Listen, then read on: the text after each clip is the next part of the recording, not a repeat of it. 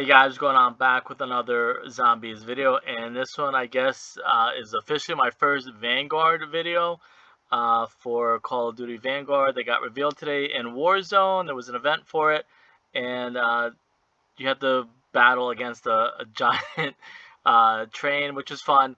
But I'm just going to talk about zombies for this video because aside from the event, they tweeted out a couple things, and on their website, they posted a blog, I guess, or a couple things on the modes that are coming to Vanguard. And so again, this is just going to be for zombies. If you want me to talk about multiplayer and maybe Vanguard overall or campaign, let me know if you want me to do that. For this, I guess, because right now, as I've mentioned before, zombies is the mode that I play the most right now. It's a good way to rank up your camos and your levels and stuff like that. And then eventually I go over to multiplayer and then maybe Warzone. So again, it's official that they're going to cross over the Dark Aether storyline into the new Vanguard storyline, which is going to be made by Sledgehammer. Raven's going to be doing Warzone, I believe, still, and Treyarch's going to be doing zombies, and Raven's also going to be doing multiplayer. So I'm just going to read what they say and then kind of give my thoughts on it. So it says, Zombies, a brutal and enthralling experience developed by Treyarch. It says, we're excited to announce a franchise-first crossover as Call of Duty Vanguard features an all-new Zombies game mode with development led by Treyarch Studios. This cooperative experience continues and intertwines with the Dark Aether story to create deeply engaging lore, all while innovating on the core gameplay that the mode is famous for. Discover the unspeakable horrors of the precursor to Black Ops Cold War Zombies while holding off the relentless onslaught of the undead while Vanguard launches on November 5th or 1. Actually, really quickly, that's the official 115 day is November 5th, because if you go to the original storyline from World at War Black Ops, Jesse Snyder, maybe even Jimmy Zelensky, January 15th is the fan celebration of 115 Day, whereas November 5th is the actual in lore canon 115 Day, but it's based on stuff in real life that probably isn't the best thing to speak about. So I kind of just go along with everybody and just celebrate the 115 Day on January 15th rather than November 5th. But it's good that the game comes out on November 5th because it kind of pays homage to the original story. It changes over time and stuff like that, and 115 means so many different things. But the original story, real life stuff is November 5th.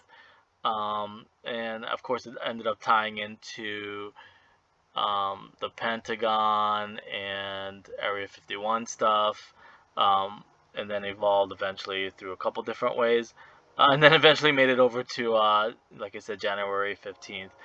And then it says, expect a detailed preview of Call of Duty Vanguard Zombies as All Hallows Eve approaches, which is good. Like I said, it's pretty cool that they're crossing it over because it's something that, I guess, officially crossing it over, whereas before there was like little Easter eggs, couple storylines intertwining and stuff like that. But now I think it's official. It's kind of like, not to sound funny, but it's like you were dating, but now you're like officially dating. You know how that goes. I don't know if people even still do that because everybody's just online now. I don't know if anybody really physically dates anymore. But it's kind of like, oh, you're seeing each other, you're kind of like going on dates, but now you're like officially a couple, officially dating. So again, the Call of Duty Treyarch Aether zombie storylines, it always intertwined with the other zombie storyline, but now it's like officially intertwining.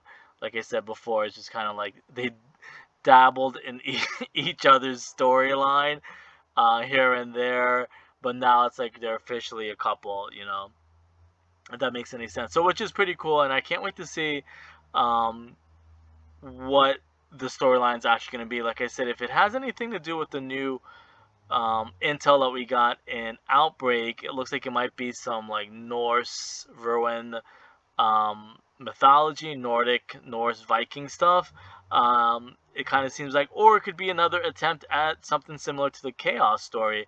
Maybe they had enough time to, hey, let's look over the Chaos story, see what we can do over. Not saying, like I said before a couple of months ago, not necessarily saying Scarlet's coming back, Diego's coming back, which would be cool if they did, but it just kind of seems like it's going now back to that. Let's give Chaos, let's keep the Dark Aether name, but let's kind of dabble into Chaos a little bit more. Not so much maybe, science stuff, maybe more let's test the waters again with some mythical folklore mythology stuff. Um, as far as like stuff that I've researched, as far as like Nordic and Viking stuff and some like fairy tale type stuff maybe. That's what it kind of seems like to me.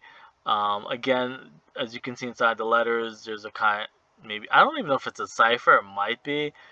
I have a couple ideas what it actually could be also, um, but I'm not gonna throw any ideas out there yet because I'm just gonna end up looking silly.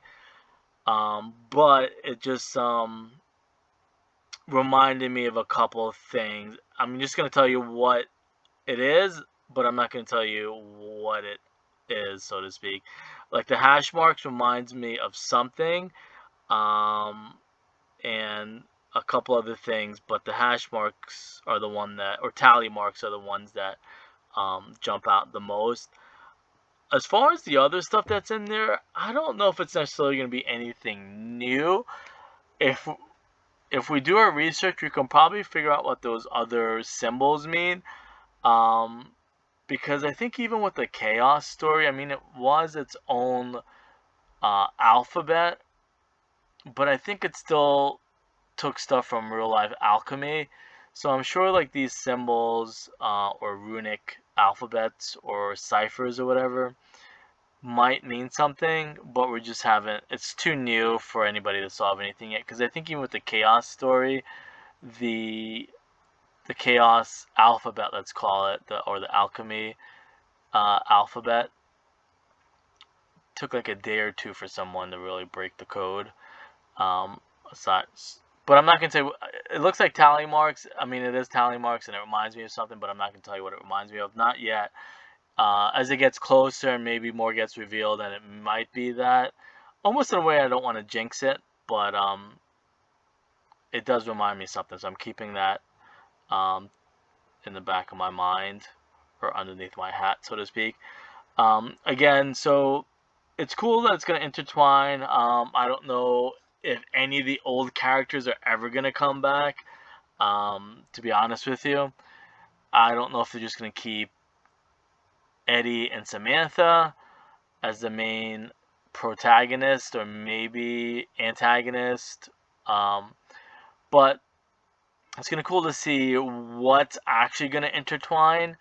And at the same time, like I mentioned before, if people did their research, I know a lot of people are excited that it's going to officially intertwine. If people did their research and go back and look at some of the old maps, even with campaign, multiplayer, and even especially zombies, a lot of it already intertwines. Or there's just minor Easter eggs and stuff like that. And even the Chaos and Aether storyline, if you do your research, that originally is from the same world or universe.